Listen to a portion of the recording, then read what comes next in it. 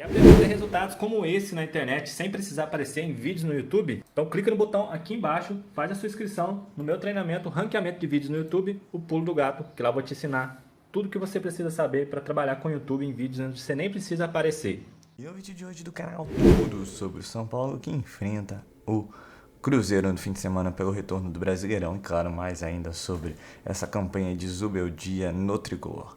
Então vambora pro vídeo. Salve G4, alô torcedores, falem bem, falem mal, mas admitam, Luciano não pode sair do time, não vinha jogando nada, tinha perdido 2 gols e depois faz um golaço. Sempre muito decisivo, e aí ele completa, Alisson é um volante monstruoso, obrigado Dorival, viva a ideia madre, Zubeldia e alegria, diz ele aqui, o Éder Inácio. Aliás, dispensado pelo Grêmio, que loucura que é a vida de um jogador, né? O Alisson, né? Lembra? Mas era o outro Alisson, era o Alisson um atacante. Ah, é verdade. O Dorival transformou ele no Alisson volante, que é de fato um outro jogador. É isso que eu tô dizendo. É meio que um outro... Era outra posição. E tudo que ele passou na vida pessoal dele, né? Sim, é outro jogador, é uma coisa impressionante. Parece que é outra pessoa, né? Isso. Impressionante. Mérito muito do Dorival, eu acho que Mérito total do Dorival. E o Zubeldia falou. Ele é muito mais jogador nessa posição do que ele era um ponta comum. Até que o Rogério jogava como ponta e de fato tem sido um dos principais jogadores. Mesmo com a saída do Pablo Maia machucado, ele conseguiu manter o nível do meio de campo. Na verdade, né, tirando a partida de ontem, foi uma prévia do que é um mata-mata de Libertadores. Pela circunstância, valia o primeiro lugar da chave, pela atmosfera, mais de 56 mil pessoas, pela devoção dos dois times. Eu, sinceramente, não acreditava que o Talleres jogasse com tanto interesse o jogo. Até uma pilha um pouco acima do que eu imaginava, talvez por conta de defender uma invencibilidade gigantesca. Aliás, não queria perder de jeito algum. 17, né? Foram 17 para e catimbou, e bateu, e reclamou, e foi, então transformou como se fosse um jogo eliminatório. Na verdade não era, né? Os dois estavam classificados. E acho que o São Paulo conseguiu vencer sem ser exatamente brilhante, mas sendo melhor que o adversário. Que é mais ou menos o desejo de um time que joga em casa uma partida contra um adversário de bom nível. A surpresa na escalação, a gente adiantou aqui, ia jogar o Juan e não ia jogar o Caleri. Todo mundo... Como é que foi? Tinha uma... Qual a reação? Isso, já temos um corte. Exatamente. O Zubeldia optou pelo Juan pela questão da estrutura física do time adversário, que é impressionante, muito jovem, muito forte, para tentar marcar a saída de bola, abafar e pressionar, sendo que o Caleri não vinha atuando, estava afastado por uma condição na panturrilha. E acho que a estratégia deu certo nesse aspecto, né? Mas no primeiro tempo o São Paulo viveu dos seus dois laterais, viveu da jogada pelos lados, do Igor Vinícius e do Wellington. E aí a nossa grande dúvida antes do jogo era como é que se comportariam Luciano e Lucas juntos. E aí o Lucas foi pro lado direito e o Luciano jogou na dele. Isso ainda não é uma coisa, pensando para frentemente do Mancini, bem resolvida. O Lucas não é mais um ponta direita. Ou ele vira, falando que o jogador se adapta, né? Acabando de ver o Alisson, depois de velho, virou o melhor volante do país, entre aspas. Ou o Lucas se reinventa e passa a ser um meia direita. Isso o Zubeldia deu... Como o Nestor é pelo lado esquerdo, ou ele vai ter dificuldade. O São Paulo não funcionou, nem o Nestor um pouco menos, porque ele faz a jogada que origina o pênalti, mas nem o Lucas nem o Luciano jogaram bem o primeiro tempo. E o São Paulo viveu das jogadas pelos lados com os dois laterais contestados, mais fortes, agudos, que incomodaram o Talleres o tempo todo, o Wellington e o Igor Vinícius. E aí sai o pênalti do Nestor, o Lucas perde, o goleiro se adianta, repete o pênalti e o Lucas faz o gol. Ainda assim, no final do primeiro tempo, o Talleres teve uma chance, uma reclamação de pênalti pro Talleres na área do São Paulo, e aí a pilha no intervalo, briga com a polícia. Eu achei que o Talleres não fosse voltar pro segundo tempo. Lembrou o Tigre, lá na final da Sul-Americana. A polícia brasileira, eu sempre olho. Aliás, no Morumbi, hoje acontece, em alguns outros estádios de São Paulo também, a polícia não se mete mais com a torcida, a não ser em situações específicas. Não tem mais revista da polícia, a revista é particular, já melhora bem a coisa. E a atitude da polícia com os jogadores do Talleres acho que foi inadequada, e os jogadores do Talleres com a polícia foi inadequada, e aí deu uma confusão total. Aliás, depois do jogo, aí vai lá, os caras do Talheres foram detidos e tiveram que pagar Por desacato. Por desacato à autoridade, aquelas coisas todas. Várias vezes ocorreram situações entre jogadores e times estrangeiros, sobretudo argentinos, com a polícia brasileira em vários estádios do país. Mas posto isso, o segundo tempo, o Talheres veio de novo com a faca entre os dentes, mas daí o São Paulo fez um bom jogo no segundo tempo. Bem controlado, melhor disposto taticamente. As trocas acabaram dando resultado. O Calheri entrou no momento correto e entrou muito bem no jogo. Talvez ele não tivesse gás para 45, mas para 60 ele teve. E aí, depois de perder algumas chances, o Luciano fez o 2-0, esse gol aí, belo gol no final do jogo, e garantindo o primeiro lugar para o São Paulo. É um time, o Zubeldia aí comemorando essa cena que viralizou e tal, né? Ele comemora os gols junto com os jogadores, mas é um São Paulo agora invicto nas mãos do Zubeldia, mas muito mutante, né? Você não consegue identificar o time titular.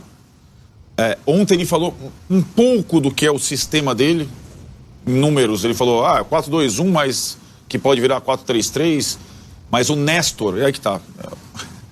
Para não virar 4-2-4 e ser um time inviável, o Néstor, que era o Nestor da época do Dorival, faz mais ou menos o mesmo papel que fazia com o Dorival. Ele ataca pelo lado e volta pelo meio, né? Então ele faz mais ou menos a mesma coisa que ele fazia com o Dorival. Mas o Zubeldia vai ter um grande desafio a partir do jogo de domingo contra o Cruzeiro e na sequência do Brasileiro até voltar a Libertadores lá na frente, que é a perda de jogadores para seleções, sobretudo do meio campo para trás. E contra o Cruzeiro ele não tem, por exemplo, o Luciano, suspenso, nem o Igor Vinícius. Aí talvez o Lucas jogue no lugar que ele se sente mais à vontade. Então tem muita coisa ainda para burilar e para ajustar no time, mas o fato é que o primeiro período do Zubeldia, que acho que se encerra no domingo contra o Cruzeiro, ele foi bem aproveitado, né? Ele pegou o time zerado com 3 pontos apenas na Libertadores contra o Cobressal, conseguiu levar ao primeiro lugar, pegou o time zerado no Brasileiro, zerado não, porque o Milton Cruz tinha vencido em Goiânia, mas lá na zona de rebaixamento, e levou a posição intermediária e passou de fase na Copa do Brasil sem perder jogos. Então, a primeira amostra dele é muito boa. Muita gente aqui falando que no estádio ontem estava falando que se não fosse aquela derrota para o Talheres na primeira rodada, estaria lutando pela melhor colocação geral e tudo mais, tal, mas enfim, já foi. Perder para o Talheres na Argentina, esse Talheres hoje é perfeitamente normal, para qualquer time, podia ser o Palmeiras, o Atlético, aliás, é isso o que eu ia ponderar. São Paulo não ganhou de qualquer um assim. Agora, final de semana, segurou um 0-0 jogando melhor que o Boca dentro da Bomboneira. Há 2 semanas meteu 3-1 no Independente, tô contando só os 2 grandes ali do país. Há 1 semana e meia meteu lá 3-1 no Independente dentro do estádio Libertadores de América. É um time muito bem organizado, bom talentos. O São Paulo não ganhou de qualquer um não, ficou claro pra mim isso. E o Fernando lembra que, como o Núñez será a final da Libertadores, teoricamente é melhor para qualquer time enfrentar o River na semi do que na final, pois pelo menos poderia jogar uma em sua casa. Concorda, mas é verdade. Faz sentido. É um bom ponto. Mas e aí, Márcio? Olha aí como ficou a situação do grupo do São Paulo na Libertadores. Liderança com 13 pontos, o Talheres também classificado às oitavas com os mesmos 13 pontos. Barcelona com 6 e o Cobressal com apenas 1 pontinho. Renato, a gente falava ontem aqui no Sport Center, né? O quanto esse jogo entre São Paulo e Talheres seria interessante, seria um jogo legal de assistir. E o São Paulo vem se mostrando uma solidez desse trabalho do Zubeldia já, né? O impacto é muito imediato e a gente consegue ver, acho que também nesses resultados, nesses jogos grandes e importantes como esse, como esse trabalho já vem ganhando corpo de fato, né? Eu vou até além, assim, eu queria falar desse elenco, cara, do caráter que tem esse elenco. Claro que é um trabalho que até aqui você vê uma estrutura de time já bem formada. Se olhar para desempenho, São Paulo jogou jogos melhores com o Zubeldia do que o jogo de ontem. Pegou um adversário, um jogo difícil, não foi um jogo tranquilo, não. Você olha 2-0 e fala, não foi um jogo tranquilo, um adversário que colocou muita dificuldade. Mas esse São Paulo e a questão do caráter desse elenco tem me chamado muito a atenção, de um São Paulo que temporadas atrás a gente falava de um time que não competia, que tava bom ou tava ruim, às vezes até elencos mais técnicos, com jogadores mais renomados. Mas esse São Paulo, ontem, foi um jogo que o São Paulo ganhou o jogo na marra. São Paulo foi lá, e você vê o lance do Nestor, por exemplo. É um lance muito claro. Um jogador das categorias de base, que até pouco tempo atrás era criticado pela própria torcida. Foi um lance que ele chamou pra ele e falou: eu vou arrastar essa jogada e eu vou fazer essa jogada. É muito um lance de atitude. É uma atitude individual, tudo bem, tem outras coisas envolvidas, mas esse São Paulo tem me chamado muito a atenção, essa questão da competitividade desse elenco, de como esses caras competem, como esses caras pressionam. Pegou um time argentino que também não... que vibra mais, né, exatamente, Renato, que não alisou e jogou o jogo do jeito que tinha que jogar. Essa é a questão. O futebol, às vezes, você planeja você tem uma estratégia pro jogo, você tem um modelo de jogo que é treinado todo dia, mas às vezes as coisas acontecem dentro de campo de uma maneira que você não tem muito controle. Futebol você não tem controle. E aí o próprio time tem que criar, sim, ali uma identidade rapidamente e entender o jogo que ele tá jogando. Isso também, é claro que tem a ver com a comissão técnica e tudo, mas isso tem muito a ver com a casca desses jogadores. Esses jogadores do São Paulo já perderam o final sul-americana, já foram muito criticados por torcida, já ganharam Copa do Brasil. Então, assim, é um elenco que ele foi... Claro que tem muitos jogadores que chegaram, mas muitos jogadores que já estão bebendo desse São Paulo há muito tempo. Então, eu queria destacar isso, como a atitude dessa equipe ganhou o jogo de ontem. Como o São Paulo soube jogar o que o jogo pediu. Foi uma atuação brilhante do São Paulo? Não foi. A gente sabe que, tecnicamente, é um time que pode produzir mais. Mas jogou o jogo que tinha que jogar. O jogo que apareceu pro São Paulo era esse, e o São Paulo foi muito consistente no que se propôs a fazer. Por mais que o jogo tenha sido difícil, não foi um jogo que o São Paulo estava escapando também, não foi o caso. O São Paulo controlou na maior parte do tempo. Então, assim, pro torcedor que tá me ouvindo não entender que eu não estou criticando. Na verdade, eu estou elogiando um jogo que tecnicamente não foi brilhante, mas que o time soube jogar a partida do jeito que tinha que jogar. Entendeu que era uma noite de Libertadores, entendeu que o estádio esperava, que o Morumbi tava maluco, o Vogan até brincando de tremendo, né, o estádio no final do jogo ali. Então, assim, muita loucura o que o São Paulo conseguiu dentro desse elenco e criar essa casca. Dito isso, chega forte nas oitavas, viu? Eu acho que chega também, vem muito no embalo do que é esse trabalho, desse crescimento de trabalho. Sim. E acho que mostrando para os adversários... Eu mandei aqui, não sei de onde eu tirei isso. Eu pensei aqui, eu ia te corrigir, mas... O jogo não foi nosso. Enfim, não, você assistiu no... foi companheiro nosso, era o EV, poxa vida. Everaldo Marques, beijo para ele, inclusive. Vamos ver aí a tela com os números de Zubeldia, não perdeu ainda, hein? Tá doido, esse homem é doido também. Né? Olha aí, 9 jogos, são 7 vitórias, 2 empates, não perdeu. 85,2%, 17 gols marcados para 4 sofridos. E essa vitória de ontem contra o Tajeres, confirmando essa primeira colocação de grupo, seguindo na Libertadores. Já coloca também números deste cara que tem sido muito personagem desse time do Zubeldia, né, Renato? Falar dessa equipe sem o Alisson, acho que não tem como. Ações com bola 83, ações progressivas 22, chances criadas 2, passes certos 59, interceptações 2. Esse é o mapa dele em 90 minutos ontem contra o Tajeres. E eu quero ir além disso. Diga. Tá saindo um pouquinho da luz, rapidinho. Vamos lá no campinho aqui, rapaziada. Sabe? Assim, em todas as partes do campo. Todas as partes do campo. Pra mim foi o melhor jogador da partida. Não fez gol, não deu drible, não deu... Tudo bem, mas assim, o que esse cara tem produzido pro São Paulo em questão de dinâmica e intensidade no setor que é o coração de qualquer time? Sim. Num jogador que não é da posição, agora já né? Não dá pra falar que o Alisson é volante, certo, gente? Todo mundo fecha comigo. Já não dá pra falar que ele é ponta, que ele é meia, né? O Alisson hoje é volante. E toda a história que cerca ele. Lembra que tudo que eu falei de São Paulo?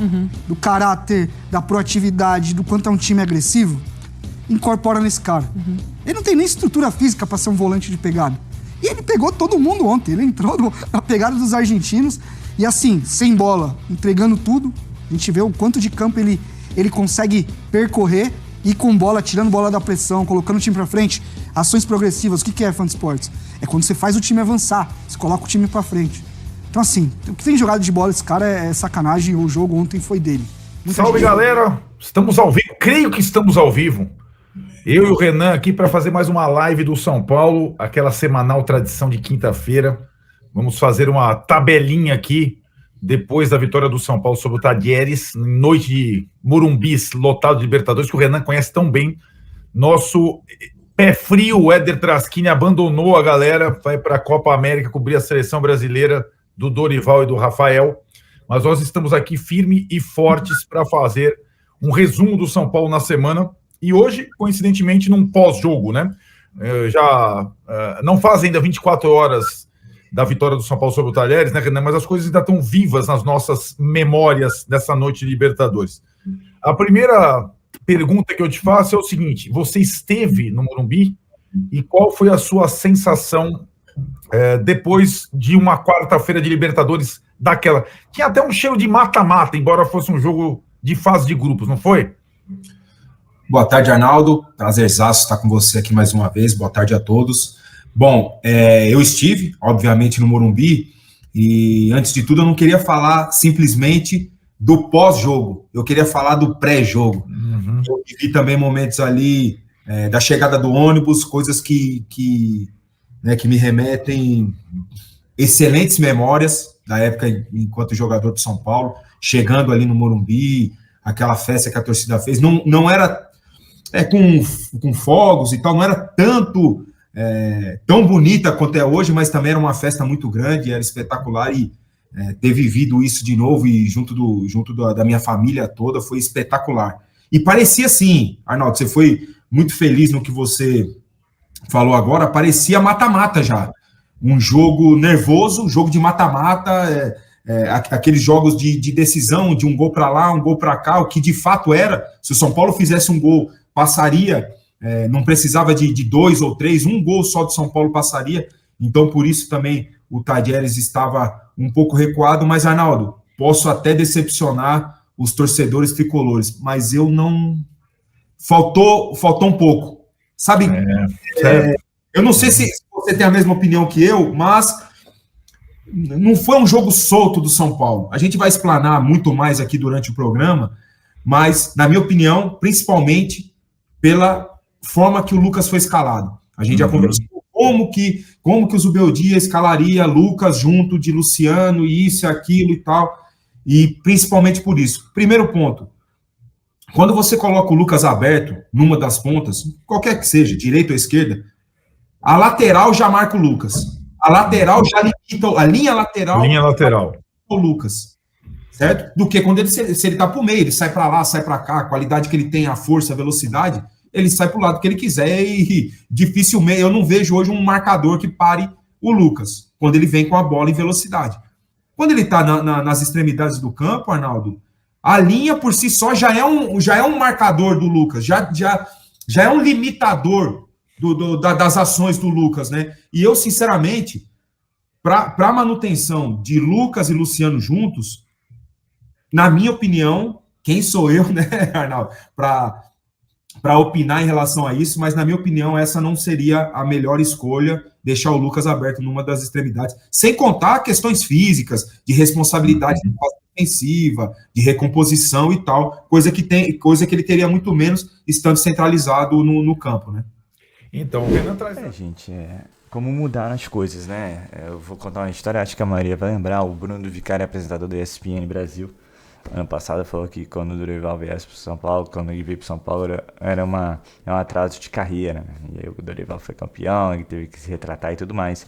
Agora tá viralizando em um vídeo que ele fala que o São Paulo é favorito para a Libertadores, porque quando não era, ele bateu o Palmeiras, Corinthians e Flamengo. Então agora, com o time que tá mais redondinho e tudo mais, ele seria sim um dos favoritos para a Libertadores. Acho que dessa vez ele não quis se queimar, né? Mas também não sei se vai dar um efeito bom não, essa mudança de opinião dele. Mas a verdade é que o São Paulo é um time competitivo e que vai competir com qualquer um, ponto. Não acho que seja o favoritaço, mas pode aí colocar aí, quem sabe aí, se der mole, levanta a taça como foi com a Copa do Brasil. Até prefiro assim, para ser sincero, né? A nível de qualidade de peças, acho que o Flamengo ainda é imbatível. Depois você tem o Palmeiras e o Atlético, mas eles oscilam, né? O Palmeiras não tem feito um bom ano, mas ainda assim é o Palmeiras, né? E sim, você tem outras equipes, tem Fluminense, Atlético, São Paulo, que podem abocanhar e se derem mole. O São Paulo, até por ter sido atual campeão da Copa do Brasil e por estar num momento muito positivo, invicto a mais de, se não me engano, 10 jogos, né? Com o Zubeldia, chama atenção, né? Agora tem que ver se vai conseguir manter. Lembrando que no fim de semana São Paulo joga contra o Cruzeiro, o Igor Vinícius e o Luciano estão suspensos com o terceiro cartão amarelo.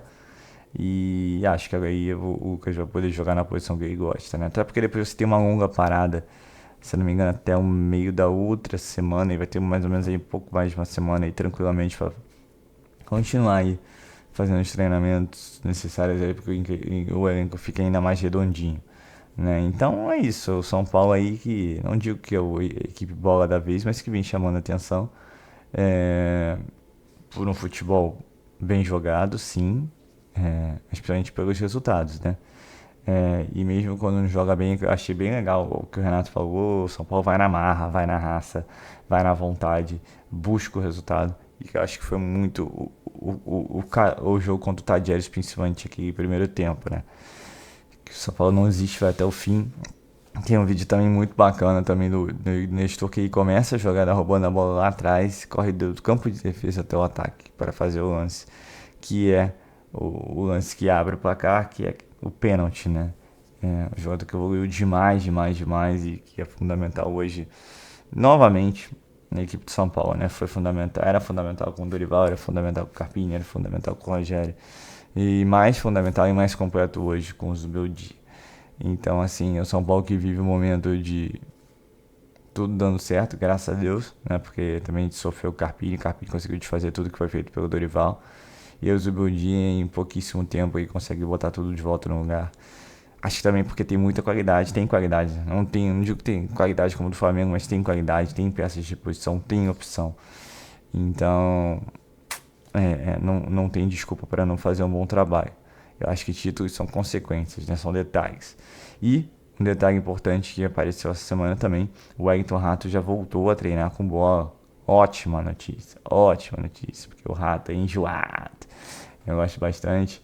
Ele é jogador de equipe, jogador tático. E quando precisa dele, tá lá, né? Claro, tem seus altos e baixos como todos os jogadores, mas é mais uma opção que pode vir aí aparecer pro São Paulo de Zubeldia. Ficando só, né, praticamente o Pablo Maia e o Rafinha ali no DM. Que é uma boa notícia, né? A gente não tem falado tanto de DM nos últimos dias. Então, assim, isso é outra boa notícia.